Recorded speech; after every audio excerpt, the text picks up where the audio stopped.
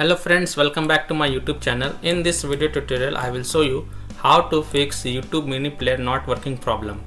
So without wasting any time, here follow the steps. First step is to on your phone settings, go to apps, search for YouTube and tap on it.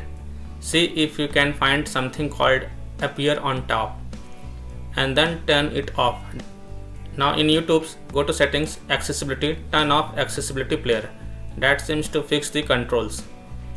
Now in YouTube, go to settings, playback, make sure picture in picture mode is turned on. Once you do these three things, your YouTube will start to work normally again. Or you can also go to the YouTube settings, then accessibility and turn on accessibility player if it is off, and then you will be able to play and pause in the mini pop-out player. Now the last solution is to turn off VPN. If you have a VPN installed and you are connected to a VPN, then turn it off and then you can check if your problem is solved or not.